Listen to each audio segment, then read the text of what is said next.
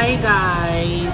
Welcome to my channel. So today, andito tayo ngayon sa may Dragon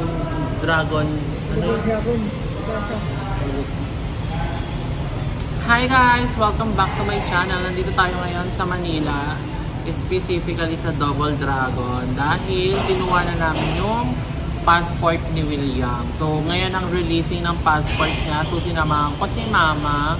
And then next na gagawin namin is kukuha ng yung may QR code na PSA na ni William. Kasi yung meron si William is NSO. So sobrang luma lang siya ng NSO. Updated ngayon is PSA kasi may QR kineme na din yun. So yun yung nire-required. And then ako din, sasabay na din ako ng PSA kasi kailangan ko yung pag nag-renew ako ng passport. Kasi akala ko nung una, dadalhin ko lang yung old passport ko din yun yung requirements. Yun pala kailangan ng birth certificate. So kaya hindi din ako natuloy. And sadly, hindi tayo makakasama sa Singapore game ni William. Kasi nga, yun, hindi tayo nakapag-renew ng pating passport. So si William lang mag-isa, pero may kasama naman siya doon, yung friend ni Mama, ay yung naging friend ni Mama na friend ni William. So isasama si William sa room kasi sumama yung isang father ng bata. So isasama si William, so may magbabantay naman doon. And sayang, isasama ko sana si Mama din doon, kasi ayaw niya. Sayang daw sa pamasahe. Pero kung isasama din naman si Mama doon, hindi din mabablog kasi, hindi naman siya marunong mag-vlog. So wala ding sense. So si William di naman din makakapag-vlog doon kasi syempre for sure busy siya doon. So malay mo may next time pa naman. Pero at least ang mahalaga ngayon is may passport na si William. So ibig sabihin kaya na namin mag-travel tatlo. Ang asikaso lang namin kay William is travel clearance. Pero for sure mas madali na yun kasi kasama naman yung family. And may idea na kami ngayon kung paano kumuha ng travel clearance ng bagets. Kasi ngayon sobrang hirap. Nakaraan may interview sa DSWD with her mom, tapos si Mama, tapos ang daming kailangan ilagay na mga attachment na mga files and mga papers na need kasi syempre uso nga daw ang child trafficking sa ibang bansa yung ginagawang trabaho ng mga bagets. So mas nagigpit daw ngayon. Unlike kasi dati parang nung kinuha ako ni Mama nung nag-Hong Kong kami ni Kiloy, sobrang dali lang. Diba? So kami dalawa lang ni Mama ngayon. Si William is wala ngayon dahil nasa medical, ha? Nasa Congress din siya, parang sa may laro din nila yon sa may NBL. So, pakita mo yung passport ni William, maka na. So anyway, bago natin pakita yung passport, nandito ang aming food ni Mama. Panda Express kami. So, yan yung passport niya. Siyempre, hindi pwede pakita. Ano masasabi mo? Masaya ka naman? Masayang-masaya na ako kasi nakuha ko na yung importanteng bagay para sa kanya. Ito talagang pinoproblema ko kasi wala dito yung magulang niya. Tapos humingi ako ng SPA authorization, mother consent na honor naman. Maraming salamat babe. So, ayan. Dahil dyan, deserve namin ng masarap na lunch. Namin kami dalawa ni Mama. So, samahan niyo kami kumain. So, ang in-order ko dito is, yung mga sikat sa kanila. So, first time ni Mama dito. Ako second time, si Joby nagpakain sa akin dito. Pero actually, dito siya nagustuhan kasi medyo pricey siya. Pero, let's give it a shot, another one. So, kaya ganito kadami yung food natin, guys. Kasi, nagpa-fasting ako. And, tinatry ko ng mag 1 meal a day. So, hindi ko siya binibigla yung biglang mag-1 meal a day ako. Hindi. Pero sinisimulan ko na siya step by step kasi nagpapapayat nga tayo ngayon. Kaya ganito kadami yung food natin. Eh, yan yung isang learning na natutunan ko din pag OMAD. Ang OMAD pala is dapat as much as you can na kaya mong kakainin mo siya. Tapos pasok din sa calories intake mo para hindi ka hindi ka labasan is crashing diet or crash diet.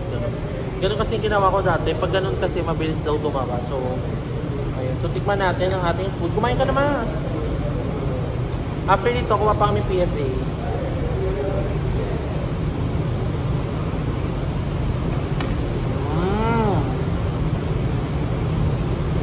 Ang sarap.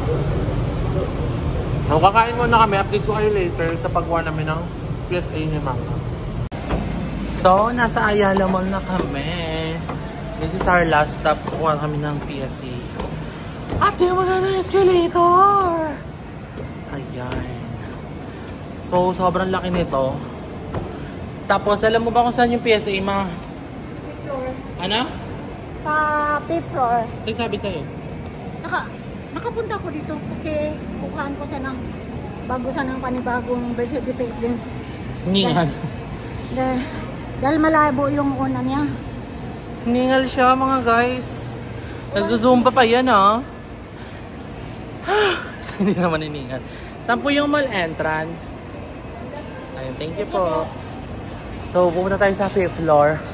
And then, same day makukuha naman ang PSA. So, sasabay na ako.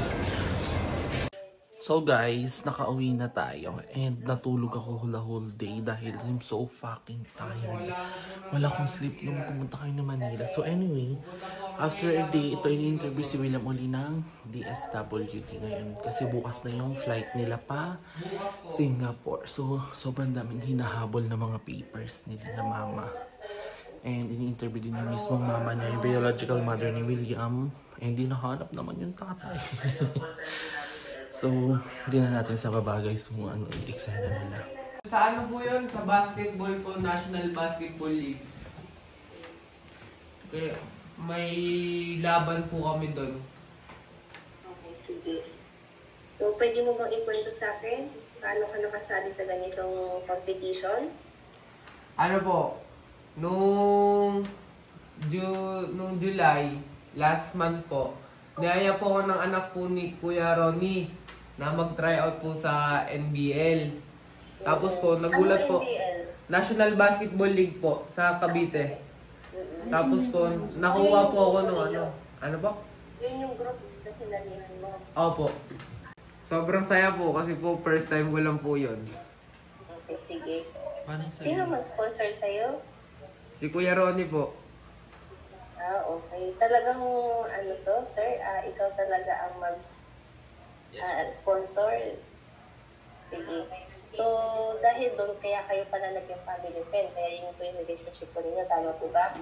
So, ganyan kaigpit ang DSWD. Dati walang ganyan nung sa akin. Nung nag-Hong Kong kami ni Kuya at kinuha na ako ng travel clearance, walang ganyan. Walang interview. Kinuha lang ng bank statement si Kuya. Then the rest yun na, madali lang. Ngayon, mas naghirap daw kasi nga dahil sa madami nagiging minor human trafficking na dinadala sa ibang bansa. Which is understandable pero I'm stressed! Si ma'am. Kasi naawa ko sa anak ko ba? Excited pa naman po siya. Bakit di ka makakasama? Nararamdaman niya kasi Di siya makakasama? Ba't umiiyak ka? Paano po yun, sir? Makakahabol po kaya? Bukas na po yung flight niyo. Sana po, makiusap po tayo, nakasalalay po kay ma'am. Para sa travel clearance yun, diba? Makiusapan niyo na rin lang po. Umiiyak si mama yung Sino lagot po yung, ko. excuse me lang po, sino po itong nasa joint affidavit of undertaking? Ano? Yung mga coaches. Mga coaches po. Oh, okay. Pero ikaw, sir, meron ka po bang affidavit of... What do you feel right now? Masaya, sobra. Kasi ewan ko, ma-approve. Pag na-approve yun, matutuwa ako. Makakasama ko sa Singapore eh. Grabe. Pero pag di na-approve, nakakalungkot. Sayang magkano na sayang. Umiyak ka naman. Inatusan. Magkano magkasasayang? Mga nasa 24, ganun. Sayang yun. Ba't mali kasi yung middle name? Di naman kasi namin alam noon eh. Ngayon alam na namin. William, Ano po yun? ang higante hindi naiyak. Gante nga. Pray ka lang, pray. Sige, kaya Makakasama Ronnie. ka. Diba? In God's will. So ayun, basically nagka-problem pala talaga. Kasi sa pinakaunang kasi explain ko guys sa pinakaunang pag-a-apply dun sa may travel clearance is hindi na mali yung ginawa namin, which is dapat pala nakapangalan under her mother. Ang ginagawa kasi namin is nakapangalan sa minor kay William. So gumawa kami uli and sobrang daming documents na kailangan and may mga times din na pumunta kami sa LGU and kailangan pala sa main office ng DSWD. So, may mga ganun kaming lakad. Hindi ko na na-vlog yung mga ganun namin dahil, ayun, kasi wala naman din kaming napala. So, basically ngayon, pinagpipray nila na mahabol yung travel clearance kasi bukas nga yung flight nila ng 1 AM. So, walang assurance, pero, ayun, tutulungan daw siya nung nag-interview na sana by later kahit gabi before the flight is mahabol yung travel clearance niya kasi yun nga lang yung kulang ni William. Meron siyang passport, lahat ng documents. Travel clearance na lang na pwede siyang payagan na lumabas ng bansa para dun sa liga na yun. So, ayun. Ngayon ko lang din nalaman yun kasi kahapon umalis din ako. So, akala ko okay na. Pero ayun, in-interview ulit. Kasi nung una, in-interview na sila. In-interview na sila nung una. Pero ang una kasing labas dun, isa ko yung mag-i-sponsor.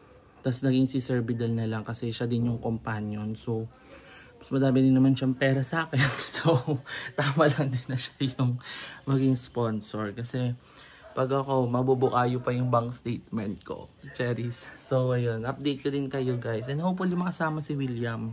And ayun nga, sadly, si William lang mag-isa. Hindi kami kasama dalawa ni Mama. Dahil hindi ko naasikaso yung aking renewal ng aking passport. Pero, nakakuha naman ako ng PSA. I-schedule ko na lang dito ako sa may Dasma pala para malapit lang. So, ayun. Hopefully, makakuha ko. And then, makapag-travel kaming tatlo soon. I'm so excited for that.